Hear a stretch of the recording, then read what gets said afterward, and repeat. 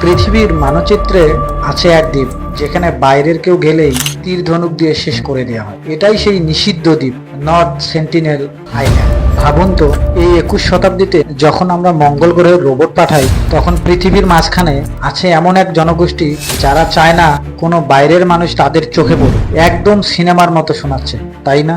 এই রহস্যময় দ্বীপের নাম নর্থ সেন্টিনেল আইল্যান্ড। বঙ্গোপসাগরের আন্দামান দ্বীপপুঞ্জে এর অবস্থান। বাইরে থেকে দেখলে এটি হয়তো স্বর্গীয় স্বপ্নের মতো, কিন্তু বাস্তবে বাইরের কেউ এই স্বর্গে পা রাখলে সেটা হয় তার জীবনের শেষ পদক্ষেপ। এখানে বাস করে সেন্টিনেলস, পৃথিবীর সবচেয়ে বিচ্ছিন্ন উপজাতি। তারা হাজার হাজার বছর ধরে বাইরের পৃথিবীকে প্রত্যাখ্যান করেছে। বাইরে থেকে কেউ এলেই তারা তীর ধনুক তাক করে দেয়, স্পষ্ট বার্তা, আমরা একা থাকতে চাই।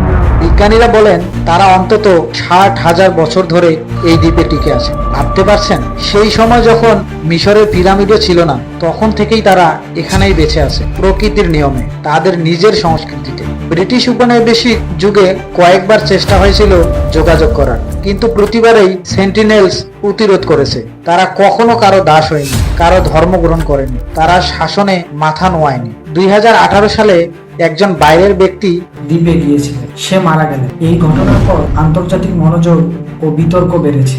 কারণগুলো জটিল: ইতিহাস, রোগ, ভাবনা এবং তাদের নিজস্ব সংকল্প, স্বেচ্ছা, বিচ্ছিন্নতা। ভারত সরকার দ্বীপটিকে সংরক্ষিত ঘোষণা করেছে। আইন অনুযায়ী কাছেও যাওয়া বেআইনি। এভাবে তাদের সুরক্ষা নিশ্চিত করার চেষ্টা করা।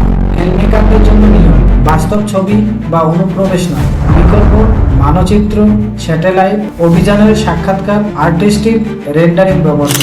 এমন বিচ্ছিন্ন জনগোষ্ঠী শুধু ইন্ডিয়ান সাগরে নেই। অ্যামাজনে মাস্কোপিলোর মতো জনগোষ্ঠীও আছে যারা বন চিহ্নিত এলাকা থেকে দূরে থাকে।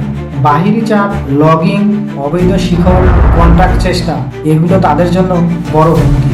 বিশেষ সংরক্ষণ, এলাকা ও কমিউনিটি ভিত্তিক রক্ষণাবেক্ষণ জরুরি।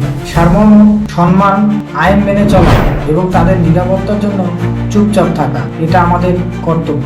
আরও জানতে নিচের সূত্র ও নির্ভরযোগ্য আর্টিকেলগুলো দেখে নাও। সাবস্ক্রাইব করতে ভুলবে না। Thanks for